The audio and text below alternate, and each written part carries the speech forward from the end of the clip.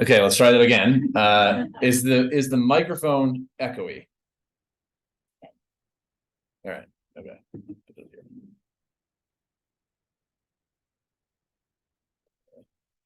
Great. Well, thank you all for having me. Clicker. Oh, over two.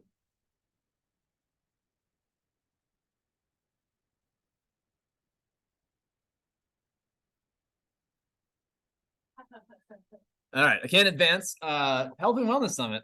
There is a little remote.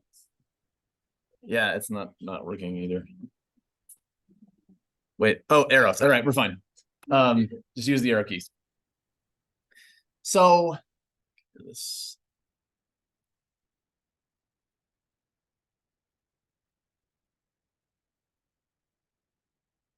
Okay, all right, we're good. So, how many of you heard of Thomas Malthus? No, the expression Malthusian. Something's Malthusian. Okay, one.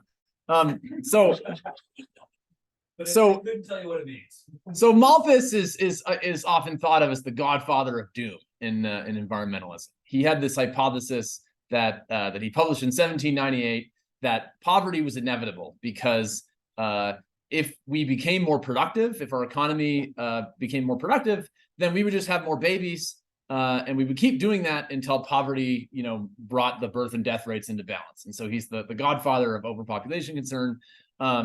If you wanted to express that as an economic hypothesis, you would say that GDP per capita growth is zero and productivity growth translates into population growth. It turns out that he was basically right up until the day he wrote his thing, and then after that he was wrong. And now, of course, you know that GDP per capita and population growth rates are negatively correlated today. But so this is global GDP per capita growth, and it's smoothed on a 21-year moving average. So you take 10 years before the year you're looking at, 10 years after, and the year you're looking at, average their growth rates, and it just gets rid of the noise of the business cycle. And basically, there wasn't much GDP per capita growth, which is related to income. There wasn't much GDP per capita growth before the Industrial Revolutions, and then it came up. The 21-year moving average smushes the World Wars and the Great Depression all together. That's the first dip. And then what looks like a second dip is actually you have a unimodal peak and decline in the today's rich countries, basically on the left, and China on the right. And the effects of each of those on the global growth rate are so large that they produce a peak in global growth. But it's not like something really bad happened in between. It was just the out of phase between those two peaks. The dashed lines are the IPCC growth scenarios. They're similar to other long-run forecasts of growth. And the two things I want you to notice about them, one is that they're going down for the 21st century. So there's broad agreement that growth is going to slow in the 21st century. And recent history is slower than all of them. And you might think that's not fair. We had a Great Recession. We had COVID. It turns out that's only part of the story. This discrepancy between our forecasts and reality is especially big in low-income countries, largely for reasons besides the big global recessions. All right. No, why aren't the arrow keys working? I know my control panel's back. This is a disaster. Okay. So I want to very quickly tell you 3 stories about growth, and then we'll talk about what to do about it. And these are 3 books that tell each of these stories. So The Moral Consequences of Economic Growth by Benjamin Friedman, The Case for Degrowth by Georgos Kallis et al., and Fully Grown, Why a Stagnant Economy is a Sign of Success by Dietrich Vollrath. Okay, and these are 3 stories that you don't see together very often. These two started talking to each other recently. These two like to fight each other, right? These folks think these folks are rapacious, capitalist lukewarmers. I mean, I'm being a little bit glib, obviously. And these folks think these folks are naive Marxists. Again, slightly glib, but the point is there's not much dialogue between the 3. Story number 1: economic growth has been essential to our moral and material progress. And the moral part, the material part is obvious, right? We're richer, therefore we're materially richer. Duh, right? The moral part is less obvious. And that's what Friedman's book's about. This is a graph from our paper this session is about that shows that the rise of democracy strongly is coincident and correlated with the rise of GDP per capita growth. And I'll show some other examples in the next slide. But basically, the logic to this story is that a stagnant economy is zero sum. So if I want to make a policy change that's going to make one group richer, I necessarily have to make another group poorer. And so that makes the economy more competitive. If we're growing, then often what limits our growth is innovation. The more brains you have, the more innovative you are. You want to be more inclusive, right? If the society is not inclusive, then you're wasting brains that could be contributing to your growth. That's a little bit of an oversimplification, but that's the logic of it. This is some data showing this. So on the bottom here, I have GDP per capita growth in the OECD using the 1990 membership, basically today's rich countries, Western Europe, United States, Australia, Japan, etc. And you can see there's a steady rise and then a steady decline starting in around the 60s and 70s. Okay. This book, Robert Putnam, have you heard of the book Bowling Alone? Yeah, so the same author, Robert Putnam, and his co-author, Shailin Romney Garrett, had this recent book called The Upswing. Now, they don't make the causal connection to growth the way that Friedman does or the way that I hypothesize, but they do show that this freaking control panel's back. Sorry. Okay. They do show that various measures of inequality. So the inequality one's confusing because the axis is getting larger going down. So there's less inequality at the ends and less in the middle and more at the ends, even though it looks like the opposite. But basically, the period of fastest growth in the United States, they show, is a period where we had the least income inequality, the most cultural salience of agreement. So this is how often do you see agreement, unity, and compromise in books. The lowest deaths of despair, which is deaths from suicide and drug and alcohol abuse, and the most cross-party cooperation. And then there are other things like baby names become more unique as our growth gets slower, as we become, and they argue that this is a symptom of our culture becoming more individualistic and less collectivist. And again, they say, oh, growth was higher too, and there's this broader, malaise underlying everything. Question? No. Had surgery. Oh, I'm so sorry. Yeah. Okay, apologies. Okay, I'm going to click on this and then the control panels. God, this is horrible. Okay, so that's story number one. That it hasn't just been important for our material progress, it's been important for our moral progress. Okay, story number two, economic growth is environmentally unsustainable. So in the last 200 years, our GDP has grown by a factor globally by a factor of 100. Our GDP per capita has grown by about a factor of 10. Our energy has grown by a factor of 30. Renewables are growing, but they're still a minority, right? Sometimes I ask my environmental economics classes, who wants to ban coal? And people are like, yeah. And you're like, you just got rid of 60% of China's energy. And even though our energy intensity of our economy is decreasing, and actually our carbon emissions in rich countries are decreasing, and some other measures, it's still the case that energy and material footprints are highly correlated with GDP. And there are some people who think that decoupling is impossible. There's other people who think that decoupling is possible. And those who think that it's possible think that growth is key to that because innovation is what's going to unlock that. But if you think that decoupling is impossible, then sustainability eventually requires no growth. And if you think that we're already, too big, bigger than we have a bigger economy than we can ever make sustainable, then you need degrowth. Okay, that's story number two. Story number three is economic growth is slowing down permanently and we can't stop it. And the reasons it's slowing down have very little to do with the environment. So this is again a summary of the pattern, right? We have this unimodal peak that seems to happen in each world region. or at least each world region that's reached the level of growth that we did, and the even higher one that China did. And growth is slowing down. Why is growth slowing down? Why have we already been seeing slowing growth for 5 decades in the United States? The reason, and other Western countries, the reason most people agree on are aging populations. So if more people means more brains, means more innovation, then fewer babies means fewer brains, means less innovation. More old people means a larger age dependency ratio, means there's fewer workers for dependents. So that's the first one. And the top two are the most important by far in terms of the size of the effect.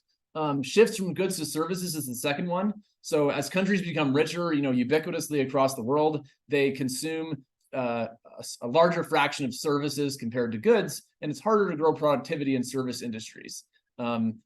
Roughly speaking, the reason is that labor is the product in service industries. It's input to the product in goods industries. So it's easier to, automate mass-produced manufacturing than it is to, automate mass-produce labor-intensive services. Why do we switch to services? Because we don't need 8 fridges, right?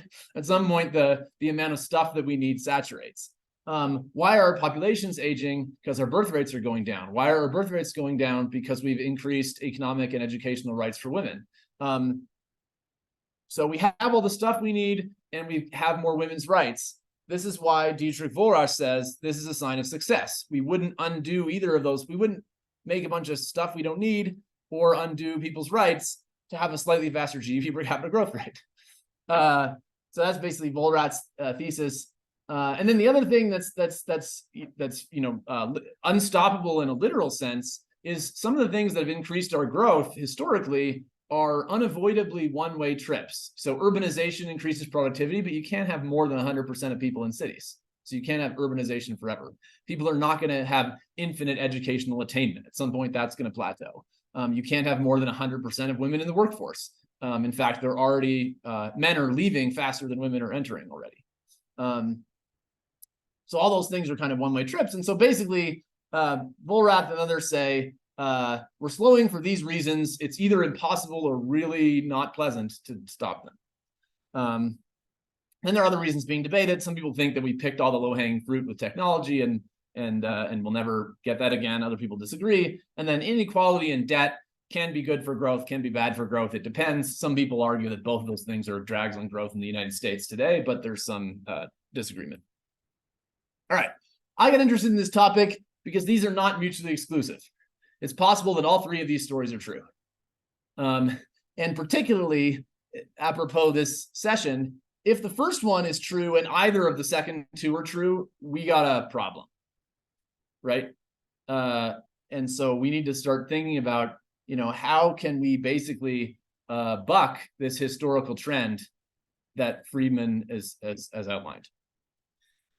So that's basically what our paper was about. We said, okay, let's just assume that one of Vollrath or Callis is right, and think through what it means.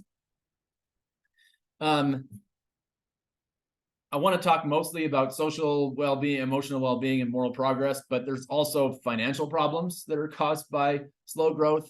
One is debt.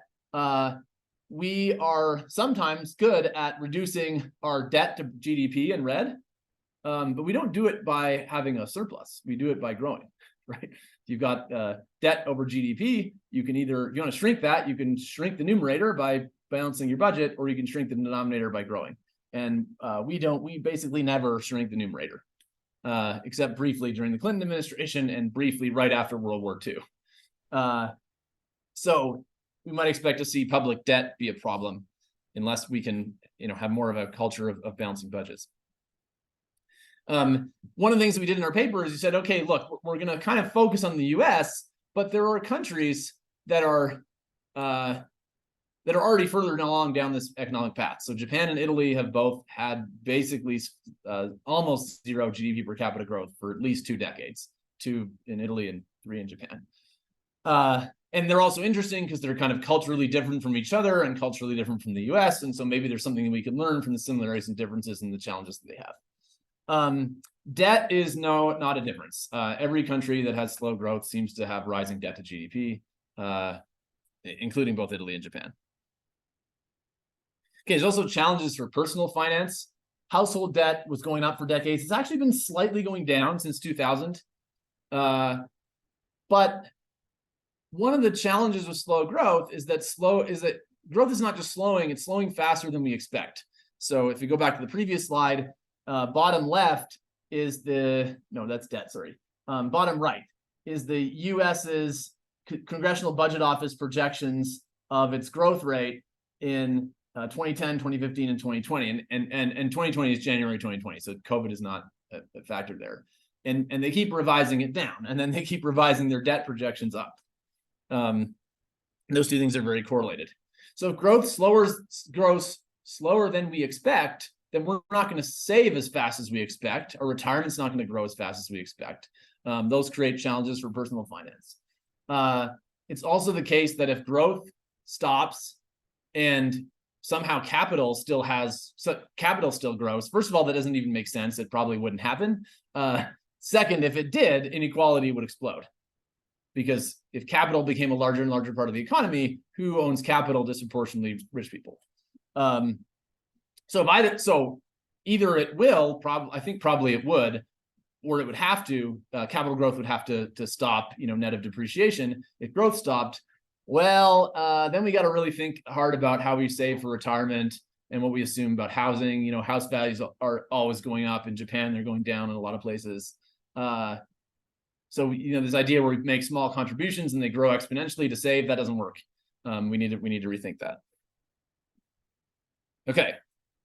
So those are fiscal challenges. Now I want to talk more about social challenges. So here are a bunch of ones that we talk about in the paper. I don't have time to talk about all of them, but I'll talk about a couple of them. But one thing I just want to point out is there's really interesting differences between Japan and Italy that are in a way encouraging. So for example, in different ways, right? So one of the things you might worry about, as I'll talk about in a second, with slow growth is lack of opportunity for youth, because people's retirement savings are growing slower than they think. So they're hanging on to their jobs. There's fewer jobs being created. Both of those things squeeze the young people until there's such an old population that now we need tons of people working. But in the short term, you'd expect high youth unemployment. We see that in Italy and in many other Southern European countries. We don't see that as much in Japan. And one of the reasons for that, a couple of reasons for that. One, Japan has a cultural norm against companies laying people off during downturns. And perhaps more importantly, Italy has a cultural norm and a legal norm that in terms of their labor policies that promote last in, first out. That basically make it easier for young people to lose their jobs when things are bad and harder for them to get in. And so that's an interesting difference. On suicide rates, it's the other way around. So one of the things that you often see in economic downturns is suicide increases, especially among men. And there's basically lots of evidence that men's mental well-being on average is more, and also their social well-being and marriage prospects and et cetera, are more tied to their employment and economic prospects. So you see that in Japan, right? The red, the Asian financial crisis happens in the early 90s. Japan's male suicide rate goes way up. You see a little bit in the US after the Great Recession. You don't really see it in Italy. And in fact, the Italy male suicide rates are higher than female suicide rates basically everywhere, but Italy's male suicide rate is lower than Japan's female suicide rate. Why is that? My co-authors and I basically have three hypotheses based in the literature. One is Italy has really nice weather. Seriously. Two, Italy has a cultural norm of work-life balance, more so than Japan or the United States. And three, and I think maybe most importantly, Italy more than Japan and the United States has a cultural norm of unattached young and old people living with their relatives. And those are two of the highest risk groups for loneliness and for suicide. And so I think there's some interesting things that cultures can learn from each other in this thing. By the way, a lot of this talk is bad news, but I also want to point out that Japan and Italy are still pretty nice places to be, right? Yes. They still have largely functioning democracies, whether you agree or not with at least president, and they haven't, by any stretch collapsed. Okay, so we argue that what you need to shore up our social, economic, cultural institutions against this challenge of slow growth is what we call a guided civic revival. And the civic revival part is meant to emphasize that part of it has to come from society, from the bottom up, and the guided part emphasizes that some of it has to come from the top down. We have to give people the right economic incentives. We have to give people the right social cultural incentives, and we have to fix the structure of some of the financial parts, right? Like if exponential growth-based retirement savings doesn't work, the government should probably figure out something else, because the two other models that have occurred in history are people have tons of kids that support them, which we're not doing, and poor people get screwed, which we don't want to do. And we need to fix the debt. Okay, so the social challenges I want to focus on are lack of opportunity for youth and declining social trust. So opportunity for youth, again, if growth slows faster than people expect, people delay retirement, right? Housing is currently unaffordable in many places, right? And slow growth makes savings harder in a couple different ways. Now, again, eventually it'll make slow growth stagnation, especially if it comes with declining population, that'll make house prices eventually go down, which causes, fixes that problem, but causes others. But again, in some places, house prices are like in Canada, where I'm from, a lot of the house price problems in our major cities are partly driven by foreign investment. We see people who don't even live there parking their money because it's safer in Canadian housing than it is in Chinese banks or something. Okay. In terms of trust and unrest, gaps between expectation and reality often fuel unrest, right? So it's not that things get worse, it's that things become worse than you expect them to be, even if sometimes they're getting a little bit better. This is especially true among upper middle class youth. I think sometimes there's a story we tell ourselves that, when that unrest is caused by the masses revolting. No, it's almost always elites fighting each other. And sometimes you have this like hilarious thing. I did a podcast recently with a scholar who studies Romania, and she was saying that many of the elites who were the most ardent communists became the most ardent neoliberals as soon as the communist regime collapsed, right? Okay. So a couple things about that. One, people talk about the fading American dream. This is a famous figure from Raj Chetty that shows the percentage of children earning more than their parents has gone down. The x-axis is birth year. That's why it stops in the 80s. And so it's about 50%. Now, the decline in the United States has partly to do with slowing growth, but mostly to do with increasing inequality on this graph. But the point I want to make is, if 50% is bad, right, then we don't want zero growth, because if we have zero growth, 50 is the best we're going to get by definition, right? So we better get used to this idea that there's, if you have slow growth, you're going to have some downward mobility, and we have to figure out how to manage that. The other thing, elites cause unrest. People, I think, on campus tend to assume this is true about the right, but not about the left. Both the hard left and the hard right in the United States are disproportionately rich, white, and educated. Think about, like, again, a lot of people aren't surprised about this on the right. On the left, I think 80% of Black Americans wanted equal or more police funding in 2020. And it was white Democrats who were disproportionately for defunding the police. And who's paying the price for that bad idea? It's not the suburban white Democrats, right? Again, if you want to think about it intuitively, if you're at the margins, politics affects your livelihood in a visceral way, right? You can't afford not to be pragmatic about it. If you're elite, politics can be a way in which you signal status. The extremes in the US are also politically hobbyists who are always on social media statistically. So politics here is about your survival, right? Your livelihood. Politics here is like a shirt, and you want your shirt to be nicer and more colorful and more extreme and more pure than everyone else's shirt. And you're going to, point out on Twitter how impure the other person's shirt is and how they should be canceled, right? Okay. So what can we do about it? We can increase economic opportunity for youth. One thing we can do for housing prices is build more housing density with high costs, right? Yes, in my backyard. Other than you drive like in Arapahoe traffic and you're like, oh, there's so many people. Anyway, sorry.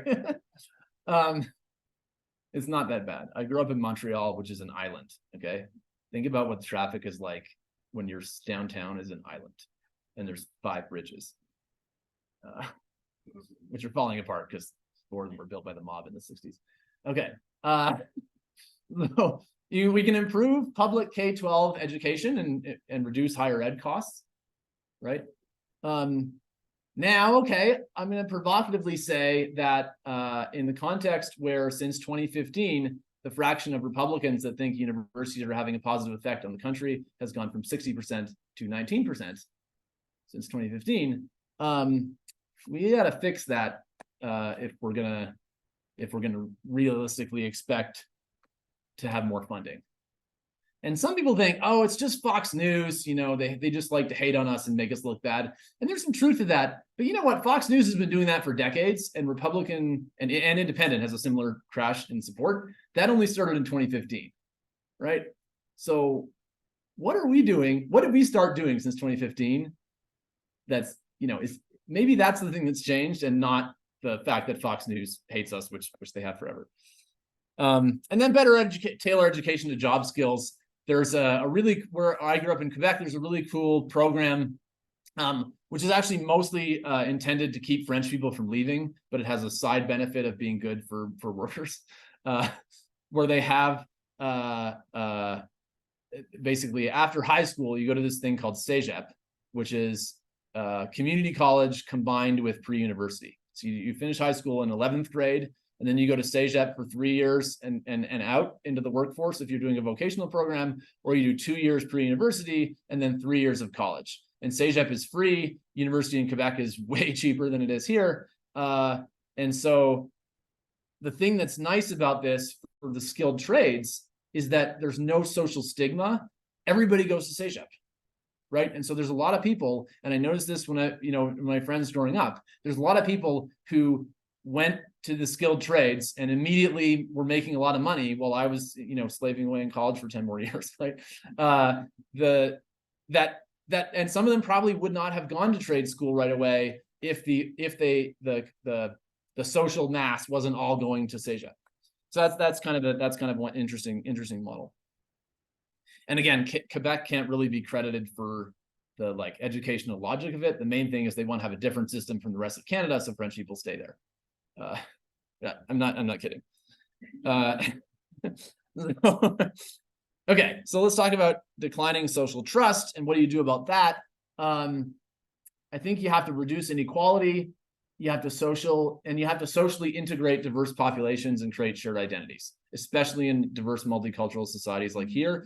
And I think these two things can reinforce each other in either a positive direction or a negative one. So the relationship between income inequality and trust in others is negative. That's probably obvious. If slow growth causes the economy to be more competitive, and rich people are better at or more effective at making the zero-sum economy work for them, inequality might continue to go up, as it has for the last several decades, right? Which will place further strains on trust. Okay, one of the really interesting patterns is that English-speaking and non-English-speaking rich countries look different in inequality in the last 100 years. So both started high and came down around the same time, and then English-speaking countries came back up, and non-English-speaking countries came up a little bit, but largely didn't. Why do you think that is?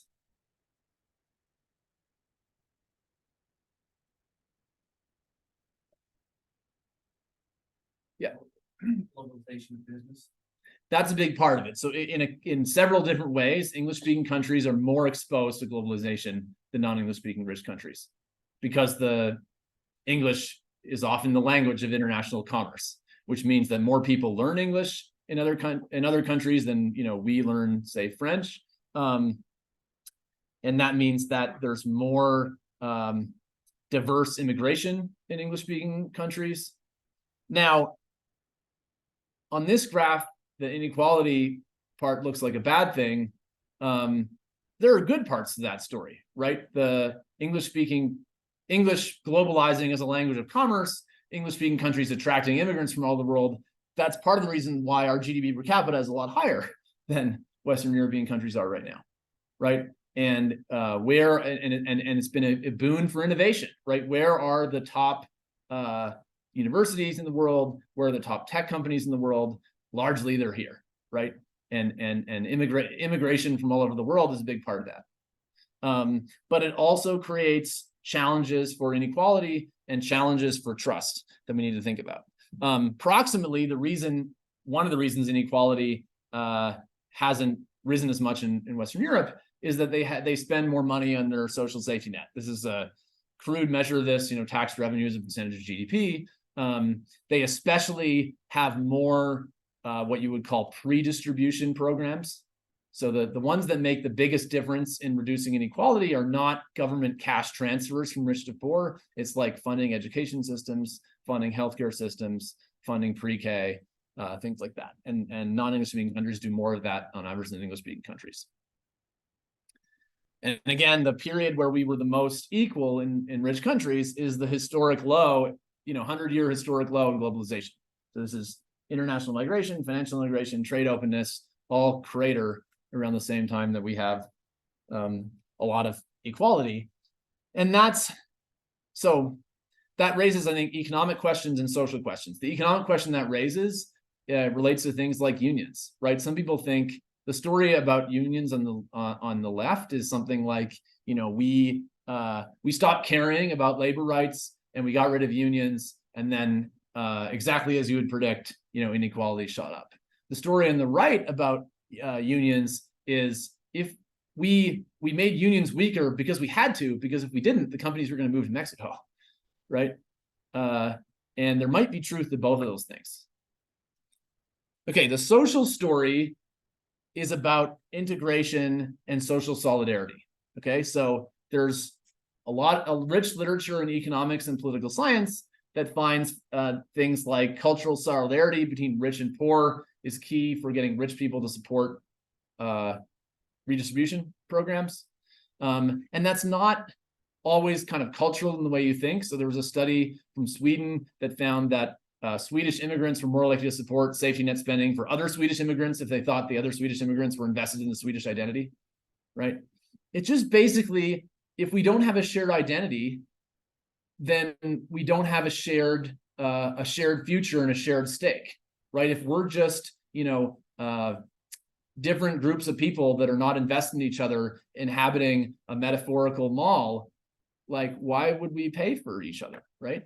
And so relatedly, ethnic fractionalization reduces social capital. There's lots of studies that find that. And in the United States context, one way this manifests is you see a decline in support for social safety nets among white Americans after the Civil Rights Act passes, which Heather McGhee and others attribute pretty clearly to racism. Okay, this is a graph, the same Putnam, the bowling alone guy. And this is a paper that he described, seen him describe as, I didn't want this to be the answer. I hesitated before publishing it, but it's unfortunately the answer. And what he's plotting here is ethnic homogeneity in neighborhoods in the United States on the x-axis, and how much you trust your neighbors on the y-axis. And there's a strong positive correlation. Now, that's a very depressing story. Here's a less depressing one from Canada. Okay, so there was a similar study done. By the way, for those of you who don't know, I assume I have to stop assuming that everyone's an expert in Canadian history. Those of you who don't know, Canada is one of the most diverse countries in the world. I believe Toronto is the single most diverse city in the world. There's no ethnic majority. There's an art project that tried to find people from every country, and they got every country except for like 2 of these tiny island countries in the Pacific. Okay. And the big wave, I mean, Canada still takes in a large immigration relative to its population, but the big wave where that started, where Canada diversified, was kind of in my parents' generation. Okay, that's important for understanding this. So what this is showing is basically on the x-axis, how diverse is your network of friends, is your social circle, and then how much do you trust people? And among adults, among Canadian adults, the pattern looks like the United States. The more diverse your social circle is, the less you trust people. Among young people, it's the other way around.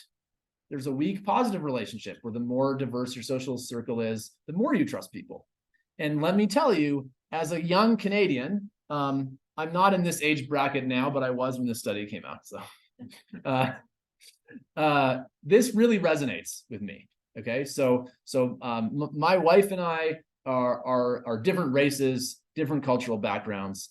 Our parents are wonderful people. They love us. They love our children, right? Their grandchildren, but they're never going to be close friends because they have enormous cultural differences, enormous linguistic differences. They're great people. They love each other. They get along great, but they're just not going to be close. My wife and I is totally different, obviously. But we grew up, we grew up in a Canada that was different. And we met at the University of Toronto, which was already a majority minority city, but where it was, there was a critical mass of, children of immigrants from all over the world who had different cultural backgrounds and had, even different linguistic backgrounds. My wife speaks amazing English, but her first language is Cantonese. And so we had this really deeply felt shared Canadian multicultural identity. Right, that there's nothing. In fact, her Canadian accent is much stronger than mine because I'm from Quebec. Right, there's sort of like the idea, if you grew up in young cosmopolitan parts of Canada, the idea that like Canada, like the diversity is somehow alien to Canada doesn't cross your mind for a second. Right, if you know Americans who are or anybody who's like worried about, there's like this thing on the far right about replacement, right? Just tell them to go live in Toronto. It's awesome. Okay. And then once you have this shared identity, the diversity is enriching, right? Like our kids have twice as many holidays as their friends. That's awesome, right? And the food and all these things, right? Okay, so integration. Now, very important, integration is not the same thing as assimilation, okay? Assimilation is you join my group. Integration is we come together and make a new group, okay? Or make a shared group. Okay, so that's maybe for the right. For the left, though, integration is also different from we're going to be a multicultural in the sense that we all stick to our own and we live in separate dorms by race and we have separate graduations, and any kind of cultural exchange is problematic because that's appropriation, right? That doesn't work either, right? That's balkanizing. And so you have to have integration requires contact in settings with equal status. Right, you can only have contacts and status where one group or the other is assumed to have moral superiority, which again I think is a problem on the left and the right in different ways. And that reduces prejudice and boosts solidarity. The other thing, reducing inequality economically is so important for integration because right now, rich Americans and poor Americans don't live together. Right, like we walk around our neighborhood in Lafayette and see all these lawn signs that say, in this house we believe, right? And it's like, but you're in a pretty friggin' not diverse neighborhood, right? Like,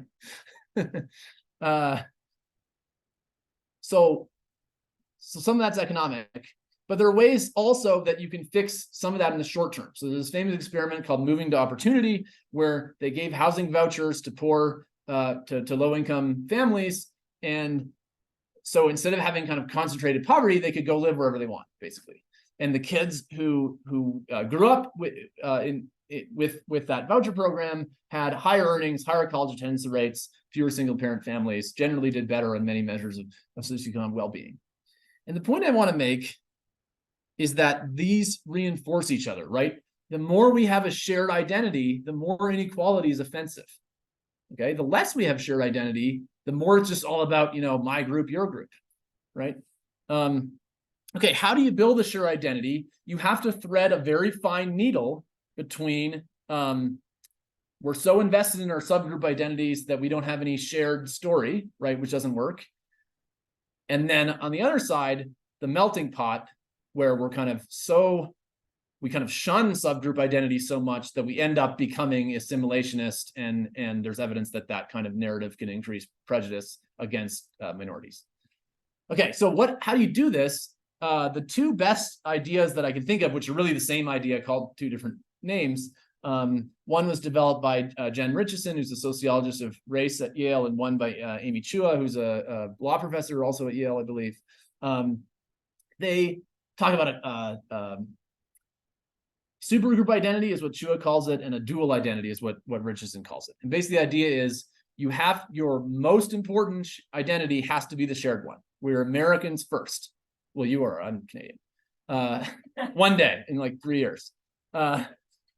But you can still have subgroup identities that you identify with strongly, as long as it's not so strong as to supersede the shared identity, right? So you can still be Canadian American and be proud of that. You can still be Chinese American, Black American, Hispanic American, whatever it is, right? But it can't. And so Chua in particular argues countries like the United States and Canada have an advantage over Western European countries in doing this, right? Because we were not founded as nation states in the same way that Western European countries or Japan was, right? We were founded as, we're a nation of immigrants. It's like built into our national identity. And so we have to find a way to build that. And again, if you want to, like, how do you sell this to the extremes in the political spectrum? Okay, to the right, what's more patriotic than building a strong shared identity as Americans, right?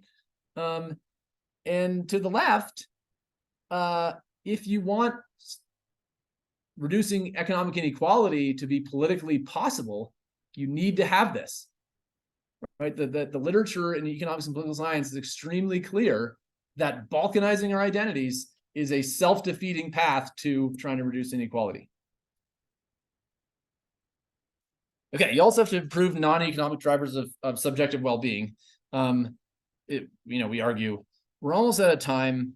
I want to make a couple points. First, that's not as easy as we think, right? So this is a graph showing that income and self-reported life satisfaction is very strongly correlated. There's some evidence that maybe it saturates at a GDP per capita that's almost twice the US is, but okay, if growth is unsustainable, then good luck, right?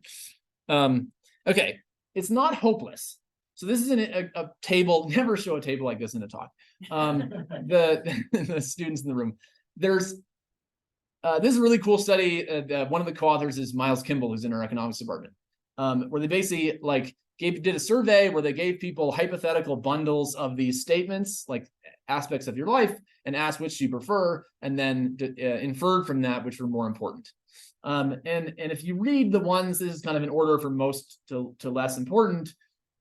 A lot of them are not necessarily entirely economic, right? So freedom from corruption, injustice, and abuse of power in your nation, the happiness of your family, your health, etc. I'm not going to read all of them, but you get the point, right? Okay. I jumped the gun there. Okay, the last thing, and this is going to be intentionally a little bit provocative for this audience, but I think it's something we need to think about if we care about student wellness. What do you think are 3 of the most strong correlates of emotional, mental well-being that are not related to economics among Americans?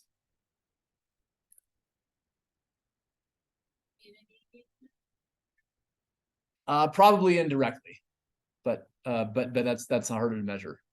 All right, here we go. Being married, being religious, and being conservative. Okay. Now, I doubt that there's something specific about believing in a particular origin story of the earth that makes you happy. Okay.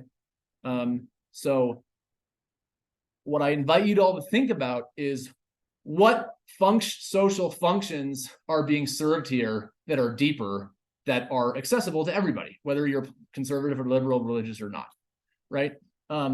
So marriage is fairly obvious in the sense that, marriage is a very strong predictor of children's socioeconomic well-being and of upward mobility. It's a very And by the way, that doesn't matter if it's that's equally true for same-sex and opposite-sex marriage. Just to be clear, it's heritable. So if your parents are married, you're more likely to be married. And of course, it's a really can be a really it definitely is a really important relationship in your life. And it can be, and ideally is, one that's a happy one, right? A fulfilling one. Okay, religious participation. I think the answer of why that is largely related to the point that was made a second ago in the back here, that religion serves really important functions for bringing people together, and building community, building shared morality, right? So around things like I can't remember off the top of my head if I've seen this study for religion, but I've definitely seen it for conservatism, which correlates with religion. That conservatives are more likely to help their neighbors when they're in trouble, and they are more likely to give to charity. Liberals are more likely to be anyway. Nobody's better, right? we'll get to that. But so there's just aspects of there's social functions of community that religion provides that we haven't figured out how to provide without it as we're secularizing. Okay, politically conservative. There are some studies that have looked at this, and so why are conservatives happier? And this graph is just one measure, but there's huge literature. It's true by every measure that conservatives are happier than liberals in the United States. Why is that? Studies tend to attribute that to beliefs in personal agency. So you believe that you're in control of your destiny, and you emphasize that as a value. Having a positive outlook, being religious, which relates to the point above, and then system justification. So the flip side of conservatives want to feel snug about helping their neighbors more and giving more to charity. Liberals can feel snug about that they care more about inequality and problems in the world. Some problem. Okay, but these statistics are really bad.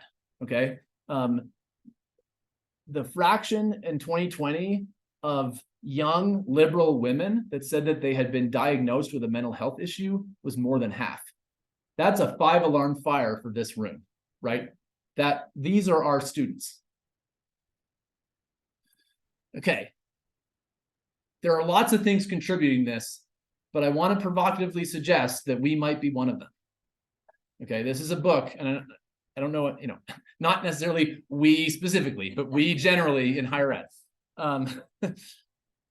There's this book called The Calling of the American Mind, that was one of the authors, Greg Lukianoff, has a personal history with depression. And he was suicidal, and he brought himself out of it through cognitive behavioral therapy. And he started to notice that at some point, things that he was hearing on college campuses sounded like the exact opposite of cognitive behavioral therapy. And so he talks about them as the 3 great untruths in this book, and then in more recent writings, he calls it reverse CBT.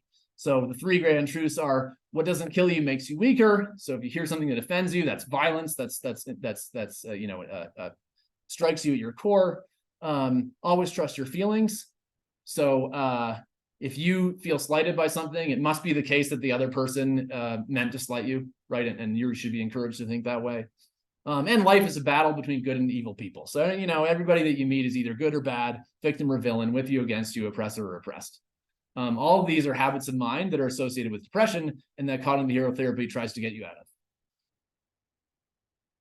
of. Okay, so I want to end on a happier note. And that is, if you look at all of the objectives of what we call guided civic revival, so make government, tax, and spending have more return on investment, strengthen democratic institutions, improve non-economic drivers of well-being, reduce inequality, improve solidarity. These are all no regrets objectives, right? If we do all these things and then growth doesn't slow, great. It's not like it's like climate adaptation. We make our infrastructure better and we do better fire management, and then climate change doesn't happen. Oh shoot, we just made our world better, right? And we make our air cleaner with renewables. Okay, that's it. Thanks a lot. And if you're interested in this type of thing, you should check out our center, the Center for Social and Environmental Futures, and we have a workshop in October 26th and 27th. That's should be fun. Thanks. Let's see if I can get this down low enough. I'm a lot shorter here. So again, a round of applause for Dr. Burgess. I appreciate your. I will say the title again since I messed it up earlier. So how can society succeed without economic growth? So thank you again. Please fill out the Qualtech survey as you leave today, or those that are on Zoom. If you do attend 3 or more sessions today, please know that you can be entered in for some other great giveaways, and we will paste the link for the presentation. Jersey already done. Okay, great. Thank you so much, and stick around if you want to stay for the next session. There are other sessions throughout the building to attend to. Thank you so much. And I'm happy to talk if anyone has questions or comments. Great. I got a question. Yeah. Universal basic income, how does that apply? Oh man. All right. Andrew Yang, love the guy. So I think it fixes some problems, and I think some of the people who promote it assume that it fixes others, and I'm not so sure. Right. So it certainly makes people less poor. Right. And that's a good thing. If all it does is that, and we can afford it, and that's an important thing. And Andrew Yang's absolutely right, if you've read his book, that sales tax is the way to economically efficiently raise a bunch of revenue. So he's right about that. So I don't necessarily think it's a bad thing. The reason I'm not like, yeah, this is the answer, is that I think that it neglects the importance of work and the fulfillment you get from work, socially and personally, and probably in the marriage market. And I don't think it addresses that. Yeah, And so this doesn't really mean it's bad. I mean, again, like the child tax credit, which is much different, right? Much more narrow. But like the child tax credit, like cut American child poverty in half, right? Like if it doesn't do anything else, let's do it. But I don't think it's like the solution that's going to fix all this problem. Yeah.